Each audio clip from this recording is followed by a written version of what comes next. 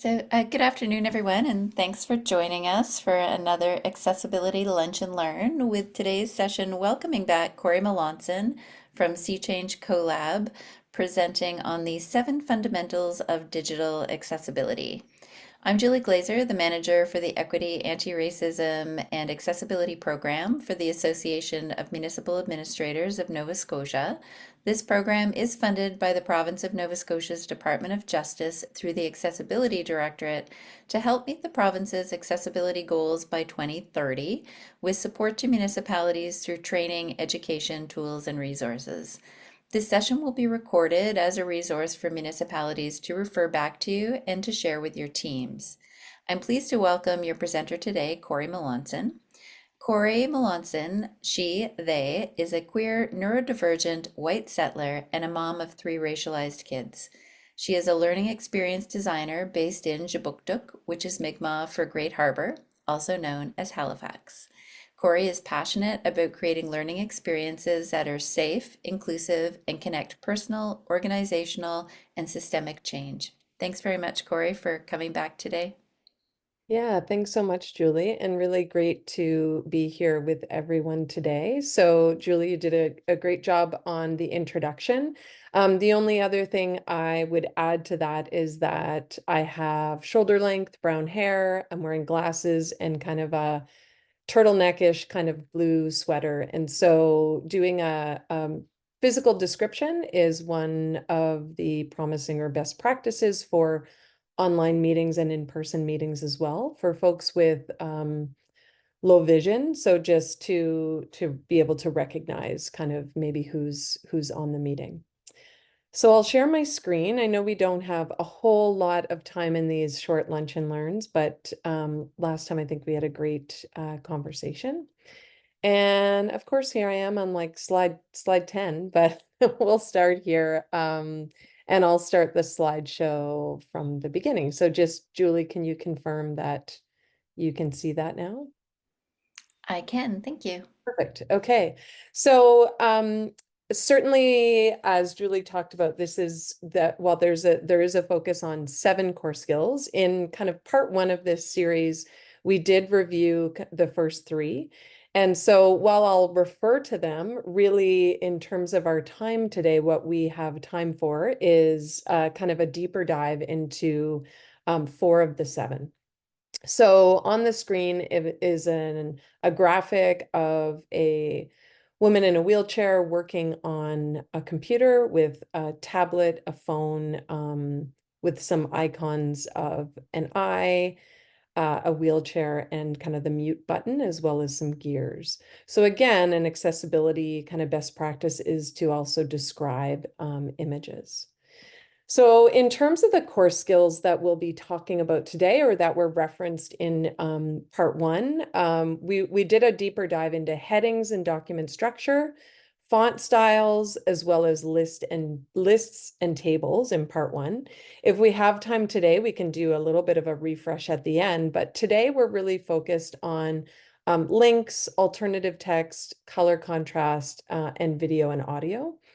And in addition to, being able to watch kind of part 1 through reaching out to Julie and accessing the recording, I also have a PDF document that covers all 7 core skills that will be available to you at the end of this training. So you don't have to worry too much about kind of taking notes around some of this.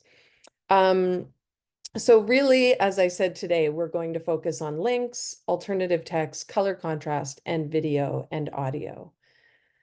So, we'll start right into kind of best practices for creating links. So when you think about, and I guess even just to back up, why is digital accessibility important? We covered some of this in the first part of the session, part 1, but it is really about making information accessible to as many people as possible. And so if someone, for many, many reasons, someone could use a screen reader, for example. So someone with low vision, someone who's blind, but also someone like me who has ADHD. I often get my computer to read what's on the screen to me, because sometimes, especially when there's a lot going on in a document, I can get pretty overwhelmed by all the different things. Oh, my. And so there's lots of reasons why people might use a screen reader more than we might even think about. And these are all digital accessibility for screen readers, certainly for documents, but for social media, for anything that we're creating in any kind of digital format. And we're making that more available to anyone. And as we know, in Nova Scotia, we have the highest rates of disability across Canada at almost 39%. And, we know that most of our documents these days are digital. So this is really a key skill. And it's one that, it's kind of a quick win. So by doing some of these kind of small things, we can really make our documents and our information much more accessible online. So as we kind of dive into that always be thinking about kind of that, that the broader picture. Why do we need to be doing this? And then of course now we're looking at the what, and we'll also get to the how. So both in a demonstration, but also I'll be inviting you to practice today. So, links should be descriptive. So as you can see, well, I'm going to give you a couple of examples, but you've probably seen many links that say click here, or they just include the long version, or what's, the naked or unformatted version of the link. And unfortunately, what screen readers will do is they'll read every letter of that link. And so you can imagine sometimes like links can be 3 or 4 like lines long. And so it just creates, a burden on people who are trying to kind of use those documents to kind of figure out what to do with them.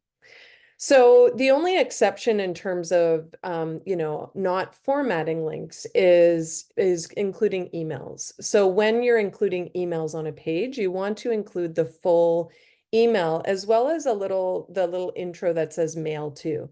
And that just means that it will then go, that it will open in sort of your email program and go there. This is a little bit of an extra, a bonus thing. But if a link directs users to an external site, you can add the target equals and then put the website in there so that the link opens in a new browser. So you've probably experienced so often where you go, oh, I'm just going to click on that link and it takes over whatever website you're currently on. So this just ensures that if you're including a link, you can ensure that it opens in a new browser. So feel free, folks online, to kind of stop me at any point and kind of ask questions. So here are some link examples, right? So a good link example is, read SeaChange's latest e-news. Maybe one that isn't so good is, and this one, mail to info@seachangecolab.com for assistance with accessible documents. And then ones that aren't so good, as you can see, this is like, the full link to a website. So you don't just want to put in that naked or raw link. This is where, again, a screen reader would take the time to read every single letter of that. And as you know, sometimes when you kind of squish words together, they don't always make like that. Sometimes they can create sort of offensive words or words that you wouldn't necessarily want included in your documents. Whoops.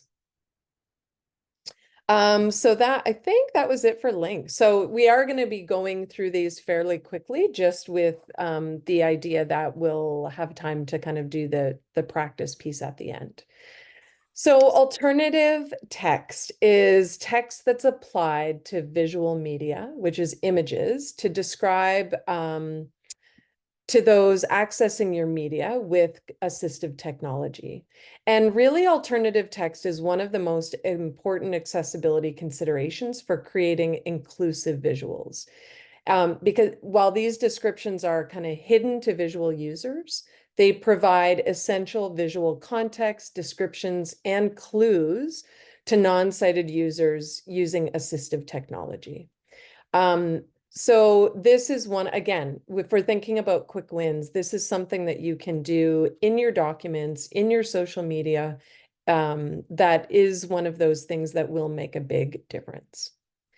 So context is really everything when it comes to alternative text. So some images might only need 1 to 2 lines of description, and that's kind of what we're aiming for, is a short description.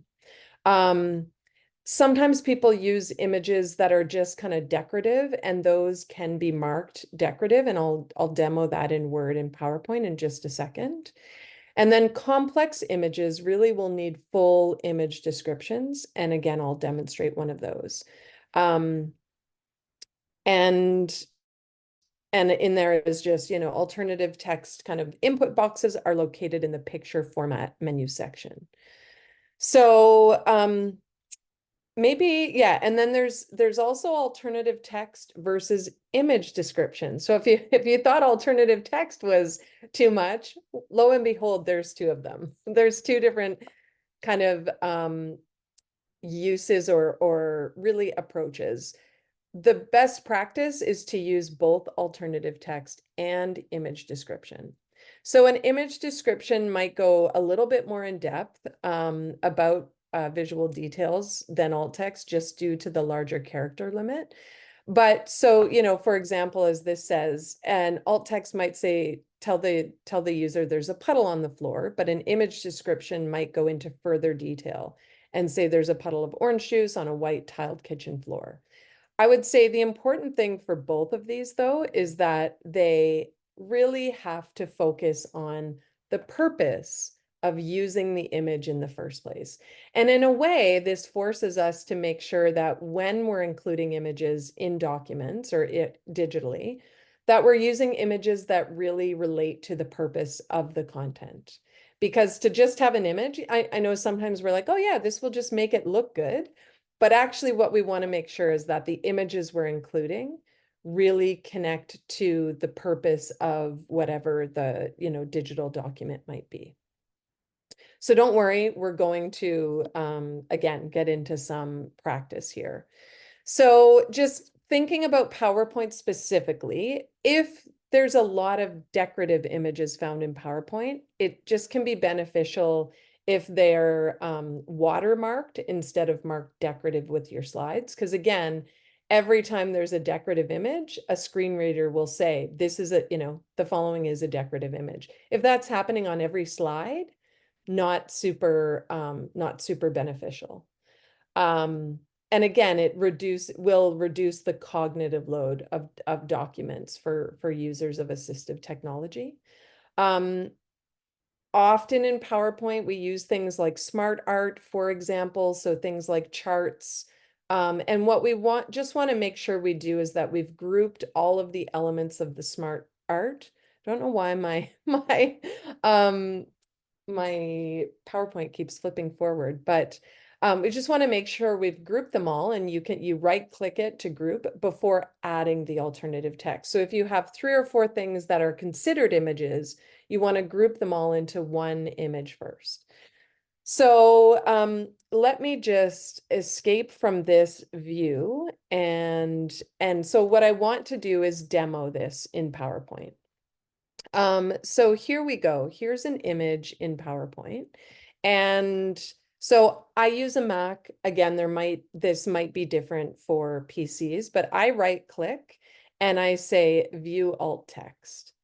And so I put this in here. And as you can see, this is 2 sentences long. I don't know if you can read it because it's quite small. But this says icons of 4 people. So you never want to say image of, because screen readers, as if there's an image, they will always say an image of. So you could say things like, this is an icon, it's a photo, it's a graphic, it's a headshot. So that gives some context or description. But icons of 4 people, one is drawing on a whiteboard, while 3 others are pointing and reacting to the words and drawing. A red arrow goes in both directions in between the people, indicating back and forth interaction. So you can see what I've tried to do there is describe not only the image, but also what the image is conveying, interaction. Um, and I'm just gonna go here. So this is an image. And you can see this says head with gears and solid fill. Somehow my alternative text image, a chat bubble with solid fill, and a list with solid fill. So those were actually all automatically generated by PowerPoint. You can see up here, even in this alternative text box, it'll actually prompt you. How would you describe this object and its context to someone who is blind or low vision? What's the subject? What's the setting? What are the actions or interactions? And any other relevant information. So I'm just looking here to see if we have another image here that I can, yeah, so reference. So if for this one that was on sort of the title page, if I hit generate alt text for me, you can see it says a person, or maybe you can't, but it says a person in a wheelchair with a tablet and a phone. So while that's like an okay description, what it's missing is that this is a graphic. This is not a photo. Um, and that, I like to add a bit more description. To me, this is clearly a woman um, with a tablet and a phone, but then there's also images behind this person. So to me, that's not an adequate alternative text. As I described it, it was, a woman in a wheelchair using a computer or tablet, and then with images, a graphic, I should say, with graphics of a phone, a tablet, and a computer in the background, with icons of blah blah blah. So just again to kind of add to the description of the image. So that's PowerPoint. And you can also see here in PowerPoint that you can also, this is the little button to mark it as decorative. And what that does is it grays out so that a screen reader would not read the alt text and they would just say, this is a decorative. So, I could do that, for example, for this one, like the head with gears, is that so important? No, I might mark that as decorative. I might mark that one as decorative. But again, what the screen reader will then read on this page is that 4 times it will read, this is a decorative image. So again, maybe it is more helpful to have just the brief description. So that's what we just have to remember in thinking about, what the purposes are of alt text decorative image. When we have, yeah, Corey, go ahead. Yeah. can I just jump in for a sec too? Like, Mhm. all of this really makes me think when I'm producing something now, how important it is to have or not have a graphic. Yeah. Um, is because if they're decorative, do we need to be doing this in the first place? And I think for a while there, the production of PowerPoints and presentations, there was a lot of focus on making things look flashy and nice and really quite decorative. Yeah. And to me, making things more accessible means kind of pulling back those layers, which also will save people time if it's just more plain in the appearance. I was just wondering if that is a best practice, if you could talk a little bit about that, Yeah. just to give people some guidance. So that's definitely a best practice. I would say boring is best. And as you said, that hasn't really been the practice.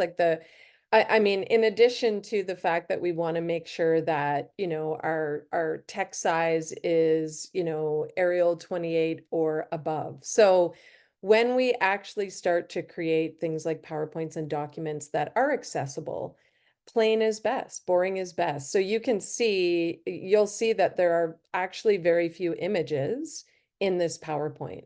It's text, it's more text, and making sure that it's not more than 3 bullet points kind of per PowerPoint slide. So yeah, I totally agree that the extra time that you might take to add these accessibility features could absolutely be offset by the time you might take to like add kind of, I might say like, fluffy images that don't really add to the context. However, the only thing I'd say there is also as kind of a neurodivergent person and a visual learner, I do appreciate visuals for context, right? So that's where I think it is important to find the balance. So that's what we're aiming to do here. So what I want to demonstrate now, so great point, and thanks for bringing that up. What I want to demonstrate now is, that's the wrong document. Can you see that? No. Okay, so I think I need to stop the share of that, and I'll share my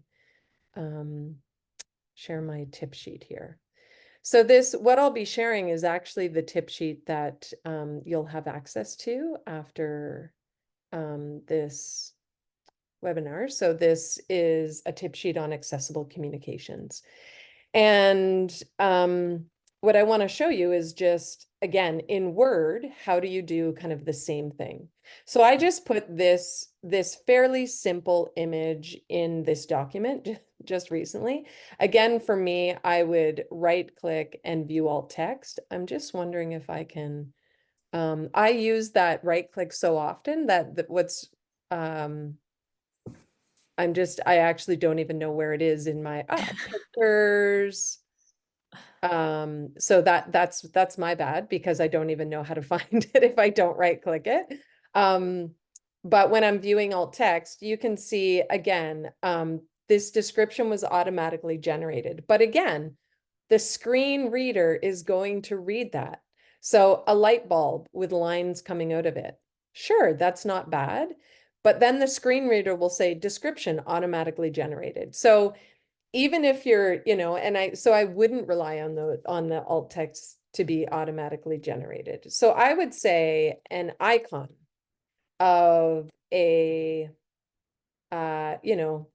black and white light bulb with lines coming out of it, indicating light, something like that. So, again, if you're using this image for something particular, maybe you're using it to represent an idea.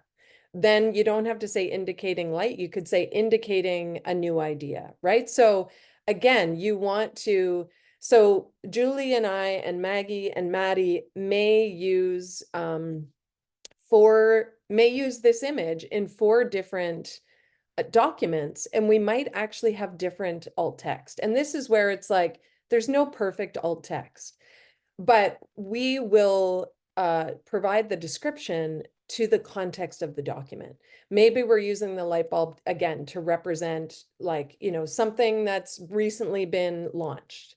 And so you can put those details in there. Here's an example in Word, though, of an image that's quite complex, right? So this is a Venn diagram of sort of the 3 overlapping circles that describes a model for accessible communication.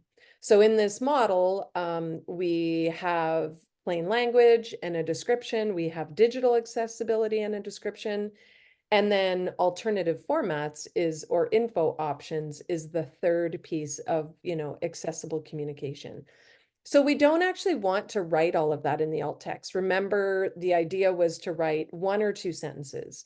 So what I've written then in alt text to go with this is a diagram with 3 overlapping circles that describes a model for accessible communication.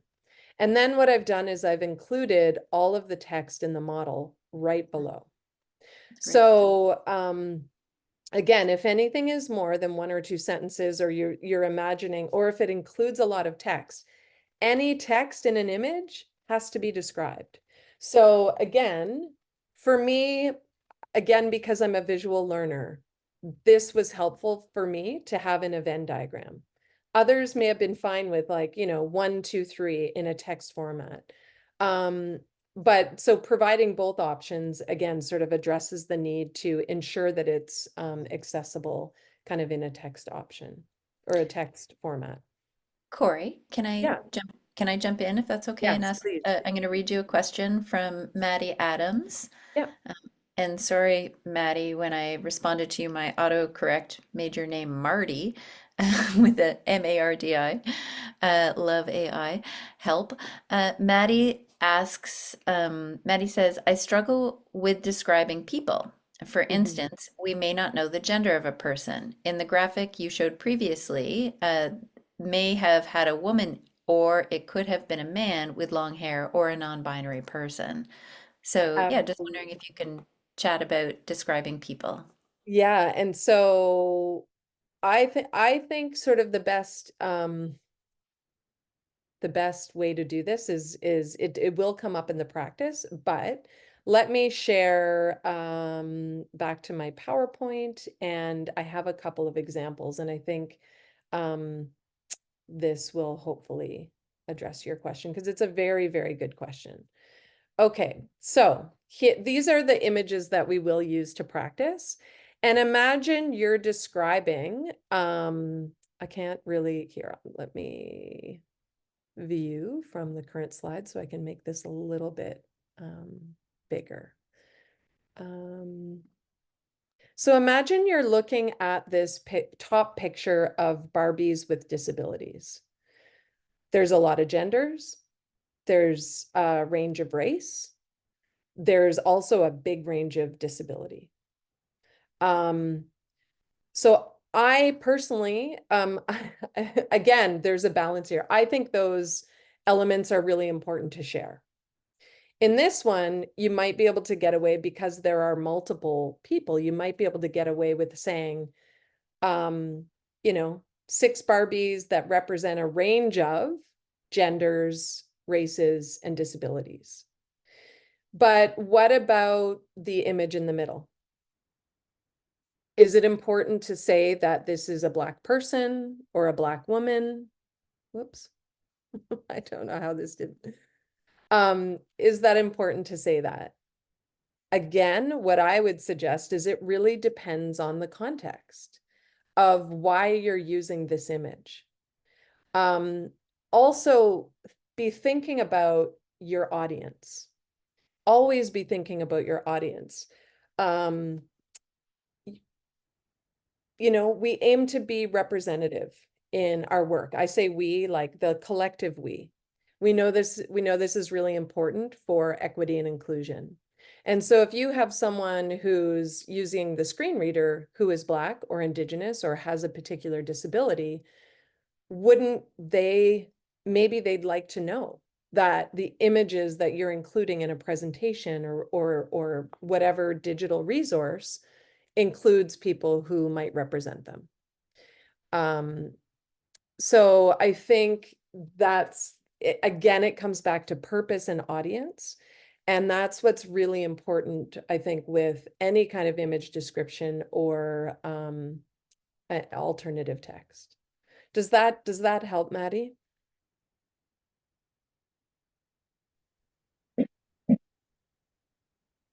Yeah, that's really helpful. Okay. There's a bit of an echo there, but I'd also ask anyone else to kind of weigh in here. Is there anything else you would add to that?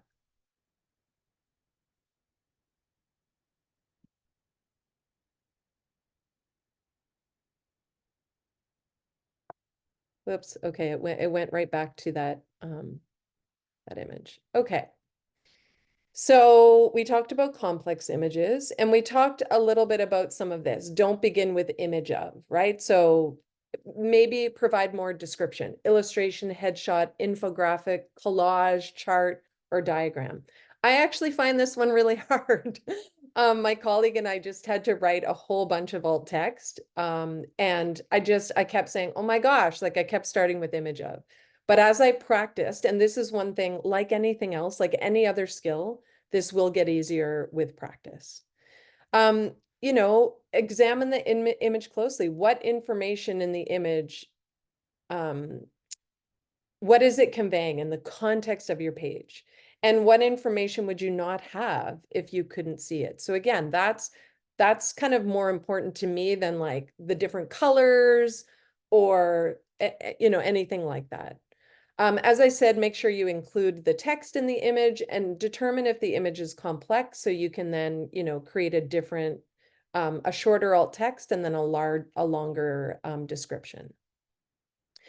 So this is, here's a demo of practice. So does anyone want to, come off mute and maybe, or put it in the chat and just tell me how might you describe this image? Someone's brave. I know they are. I just want to read Maddie's last comment, which was, I think it's hard when it is a photo of an actual person versus a graphic. We don't want to say in a photo of a real human and misgender them or describe their race wrong. Exactly. And we'll talk a little bit more about that when I invite you to practice. But so that's where we might want to say a person, right? Uh, a racialized person, like instead of saying their particular race, like just use more of those general kind of categories. So absolutely, Maddie, I totally agree with you. Maybe Julie, I'll put you on the spot. If I get to say like what would you say about this image? Oh, I would say that there are four smiling humans in a golf cart, two on the back, one driving, Yeah, one in the back seat. great. So I totally put you on the spot there. So That's okay. so what's unhelpful is image of a golf cart, right? Not giving us the description. Better, students riding in a golf cart on campus. So again, we wouldn't know that these humans are students. I guess, we can figure out that it's a campus from the University of South Carolina, but even more descriptive, this is clear, descriptive alternative text. Students with disabilities ride in a golf cart in front of the University of South Carolina School of Music building.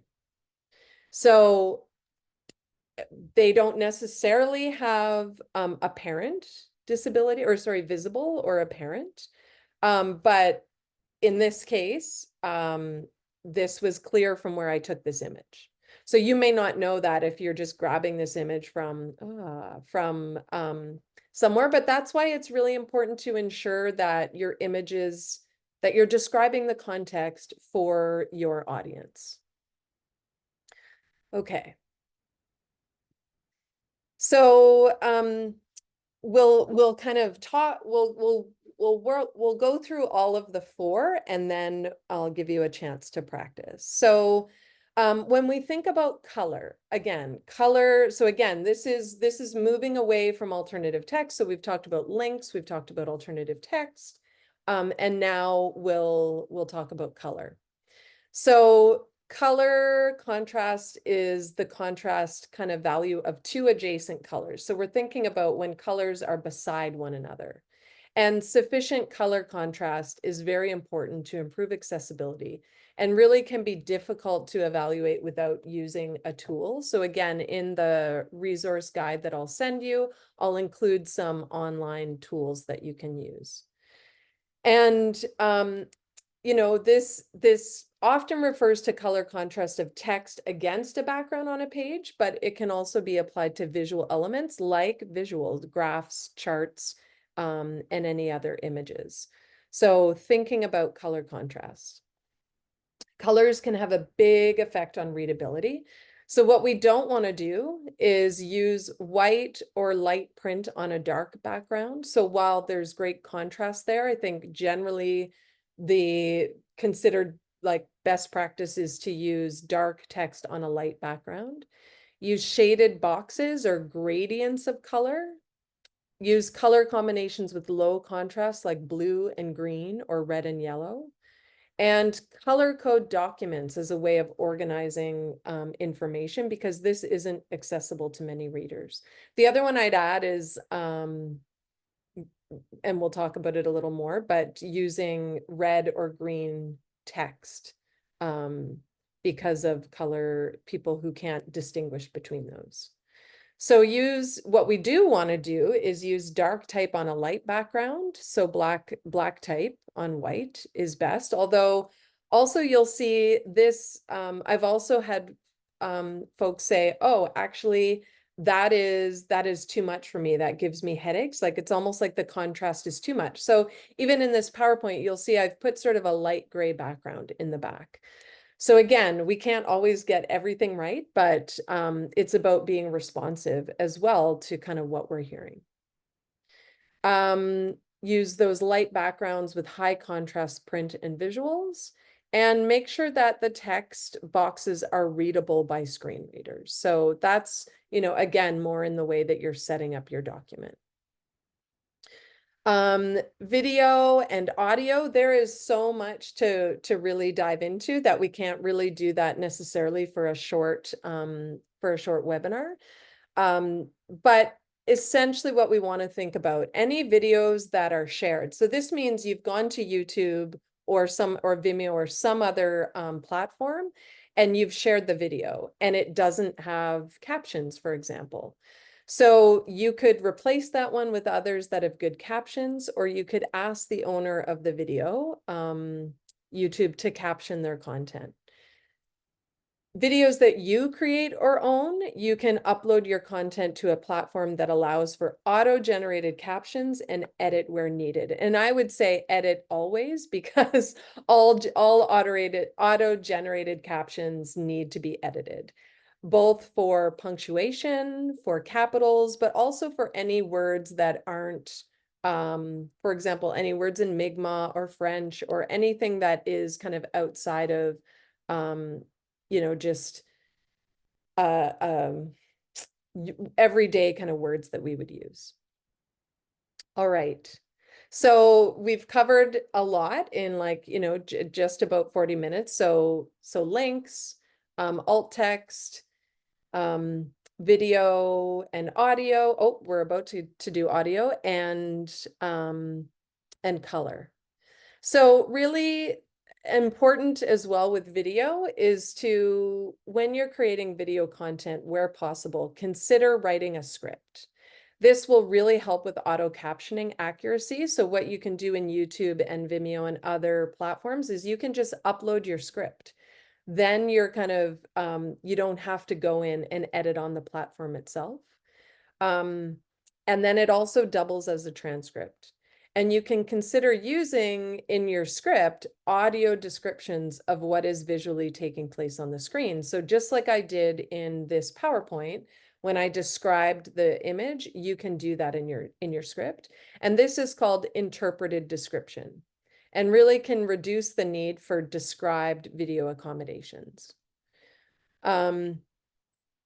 And so thinking about audio, are you circulating audio only information? For any distribution of audio files, the most essential alternative sensory kind of mode is one that includes a transcript. So again, ideally a plain text version as well of the speech or audio in an audio recording. That's sort of what the transcript is. And again, if you create a script, then you already have a transcript. So it's just easier to kind of start with that script in many ways. What I found, if anyone is creating videos, what I found a good practice, and so for example, today's session, if you have your Zoom recording set up, so Julie, you should be able to download and share not only the video, but also an audio version of this webinar, and get a transcript of it. So that's available in Zoom. I don't think those same things are necessarily available in other platforms, or I haven't used them in Teams, for example. But you also have to ensure that the back end of your Zoom account is set up that way. The transcript does come out with someone's name. So again, for privacy and for other things, you might want to make sure you go in and edit kind of the names out. But again, sometimes it's really important to know who is speaking. So May I add something as well, Corey? yeah. For audio, recordings, I and any kind of presentation really, I always try to encourage people to speak more slowly Yeah. than they normally would because we've sort of evolved because we're all so busy and so rushed at everything. We've evolved into a lot of fast talking, and that also for people who are neurodivergent, it can be very overwhelming and confusing. Yeah. Um, and for all the reasons. So that's really one thing that I encourage people to do, particularly in presenting and recordings, to really slow down. Yeah, absolutely. And I think that's true kind of in general and for accessibility purposes, absolutely for sure. Because think about if you have a captioner or if you have someone doing American Sign Language, they need to be able to kind of keep up with you. So all of those things, yeah, are very, very good options, or really important to slow down. So I should have said at the beginning of this, I do have COVID this week, and I feel like I'm not 100% on my game today. So if you're experiencing that, that's why. You're amazing as Oh always. God, Thank I'm just you. like, whoo, my brain is not functioning super well. Um, what I would like to do, and I don't know, Julie, do you have the capacity to put folks into 3 breakout rooms? Do you, Uh, yeah, sure, we could do that. yeah? Let's So see. Yeah. so don't do it just yet before I share what, but if you could sort of get that set up, Okay. just because we do have a little bit of time. And so I'm just going to share this Jamboard, and you can use the Jamboard or not. But what I've done is I've put 3 pictures, a couple that I showed on the PowerPoint slide, they are in Jamboard. Jamboard is just an online whiteboard. Um, and when I share the link, you will come in as anonymous. And what I would invite you to do is that if you're in breakout group 1, you would look at this picture of the Barbies and write alt text. If you're in breakout group 2, you would look at the image of this kind of lens. And if you're in breakout group 3, you would look at this image of a woman looking up. And then what you can do is double click on the text box here and kind of write your alt text in there. If Jamboard doesn't work for you, no problem. It would just be helpful to kind of hear back from your group about what did you come up with, but also what questions did you come across as you were practicing the alt text. Um, so I will share the link to that. I'd suggest we could have perhaps 6 minutes maybe or so. So in those breakouts. And what you will see as well is just on this Jamboard, you might end up going to the first page. Ignore the first page and let's go right up here on the top. You can click that to get to the second page where we'll do our practice. So I will share that link in chat. Julie, does that work in terms of a breakout, those breakout Yes. groups? Yeah, great. Thank you. So make sure you click the link in the chat before you go into your breakout groups, because I'm not sure if it will be accessible to you. And then we'll just sort of chat and debrief. And what I want you to remember here is there's no wrong answer. This is all about practice, and be thinking about, as you think about the alt text, maybe be thinking about a context where you might use this image, for example, to add that lens of like, who is your audience and what's the context in which you're using this. All right, you can take it away, Right. Julie. Thank you.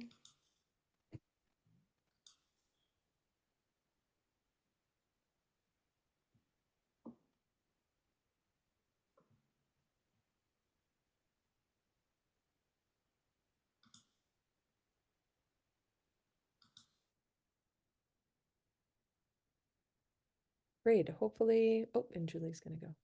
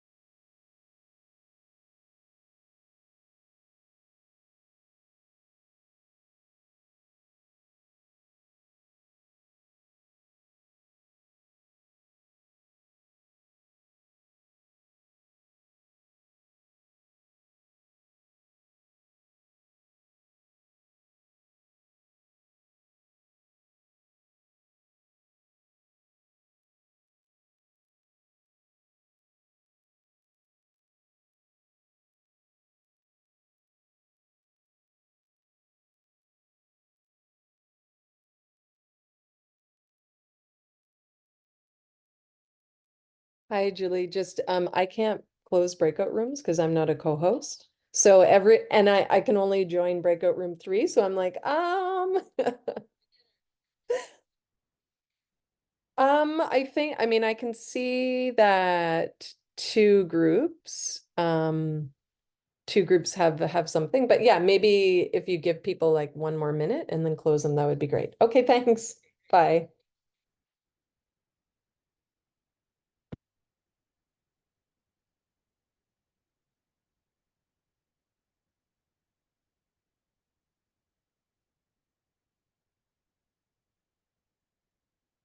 You both figured out how to escape.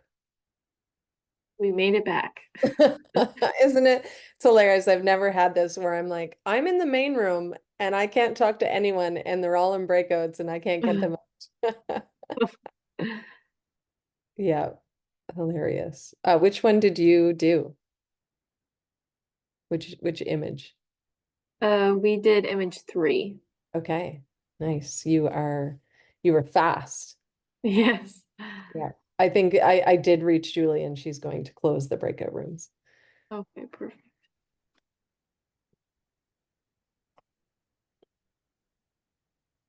Yeah, Kathy, I think Julie set this up so everyone is muted when they come into it, so that's maybe why.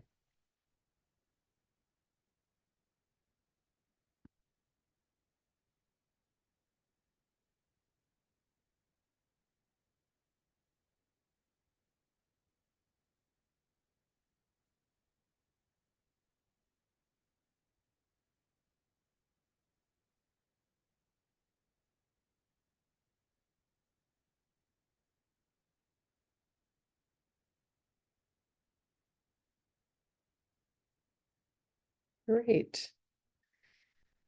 Thanks, Julie, for closing those rooms. It looks like we have maybe not everyone back yet, but I don't know. Can you see in your breakout rooms if everyone has come back?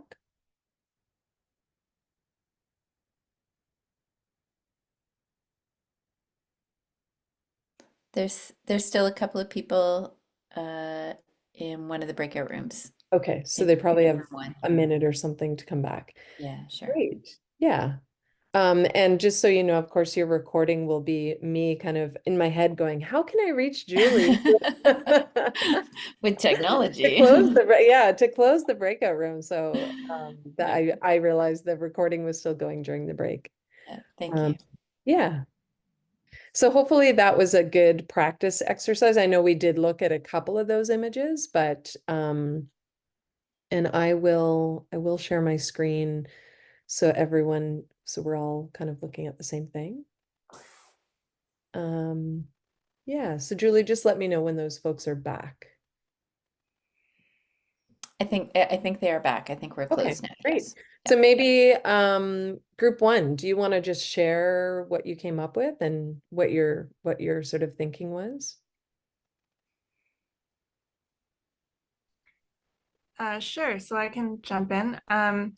So we were just chatting about how, obviously wanting to describe, not be just give a general overview. We did discuss how not knowing the context that the image is used in is kind of a piece of this as well. We've thought that we might provide a more detailed description depending on the context. So we started out with just saying 6 diverse Barbies on a shelf with different abilities. We were back and forth a little bit on if we should use Barbies or to have a more general doll, but Barbies is pretty recognizable. So I think it paints a very clear picture for people. So we ultimately decided to go in that direction. But then for the second option, we just got a little bit more detailed with it. So we said 6 Barbies of varying genders, races, and abilities side by side on a shelf. So the side by side especially just kind of paints how they're aligned on the shelf there. So yeah, that's where we Thanks so landed. much, Trinette. Really great to kind of even give those two options, and neither is wrong, right? And it's really going to depend on your context, and you've made some decisions here, and so this is the thing I think we need to think about, sort of going back to Maddie's questions about describing people, right? So we need to think about so even you chose to use the word abilities versus disabilities. You didn't describe 2 are in wheelchairs, which is totally fine. But again, if you were doing something where that would be helpful, it might be good to add. I would say too, at least because this is a small image, it's hard for us, but it's maybe there's someone with invisible disabilities. I can't really tell. I can see at least that 5 of them have some kind of mobility aid. So again, is it good to describe that? So there's so many different things you could add here, but that is a great alternative text description. What about group 2? Leanne, do you want to jump in for group 2? Or Maddie in the chat? Or Maggie? Sorry, Maggie's in the chat. Yeah, and no pressure either. I can just read it out too. So a hand holding a camera lens up to a mountain and water view. Yeah, absolutely.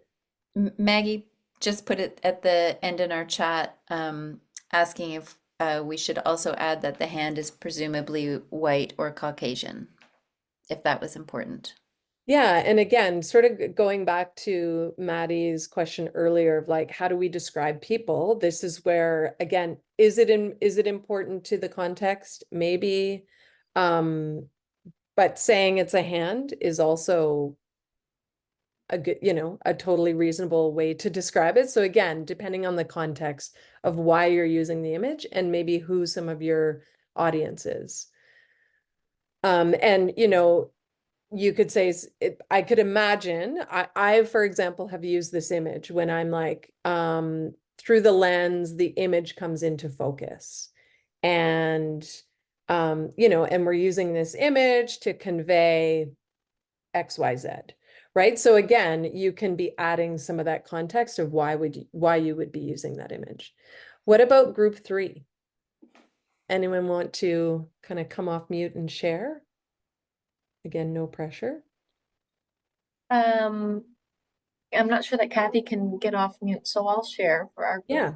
It was just Kathy and I, and so we had image 3, and we said a woman of color looking up towards the sky with hand on chin, pondering. So I believe, just like everyone else has said in the other groups, it's kind of difficult to convey without context. So I'm not sure if she's pondering. I'm not sure if she's actually looking up in the sky, looking for something. And Kathy and I had also mentioned, like, we were just still a little unsure of, like, should we say a woman of color looking up towards the sky? Should we be more non-binary? But yeah, that's what we came up with. Yeah, absolutely. And so again, those are choices that you made depending on, what you're thinking in terms of who your audience might be.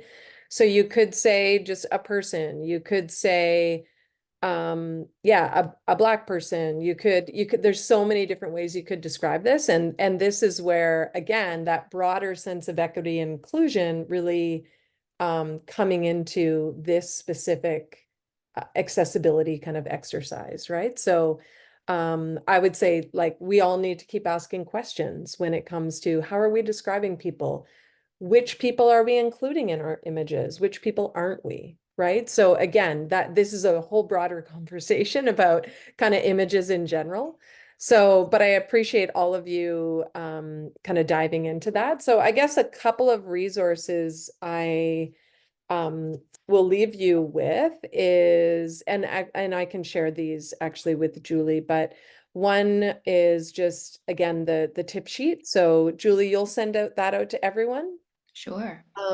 One thing I'll put just in the chat here is, I don't know if folks are familiar with a website called unsplash.com, but it's a great place to get photos of they're free, they're actual photos of kind of real people, and you can put in just, lots of descriptions of what you're looking for. So that's one I use a lot for my website and other places. So when thinking about where do you get images, because then there's like copyright and all of those things.